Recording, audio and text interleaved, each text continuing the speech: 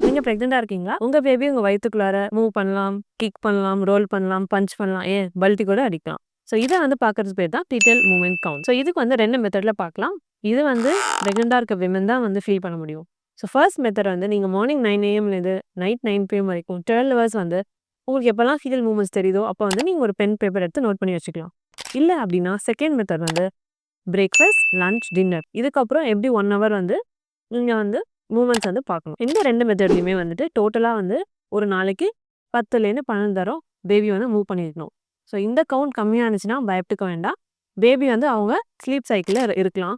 So நீங்க கொஞ்சம் வந்து தண்ணி நெறைய எடுத்துக்கோங்க. கொஞ்சம் வாக் பண்ணுங்க. கொஞ்சம் வயிற கூட டேப் பண்ணி பாருங்க. இதுக்கப்புறமும் ஒரு 1 2 ஹார்ஸ் வெயிட் பண்ணுங்க. வெயிட் பண்ணியுமே உங்களுக்கு மூவ்மெண்ட்ஸ் கம்மியா இருக்குன்னு நெனச்சீங்கன்னா, இம்மீடியட்டா போய் டாக்டர மீட் பண்ணுங்க. ஸோ உங்களோட இன்ஸ்டிங்க்ட் தான் இது ரொம்ப முக்கியம். ஸோ ஆஸ் அ மதர் நீங்க வந்து கம்மியா இருக்குன்னு நெனச்சீங்கன்னா, எதுக்குமே டிலே பண்ண வேணாம். உங்க டாக்டர் போய் ஒரு தடவ மீட் பண்ணி, ஸோ ஃபீட்டலோட வெல் பீயிங்க செக் பண்ணிக்கிறது ரொம்பவே நல்லது.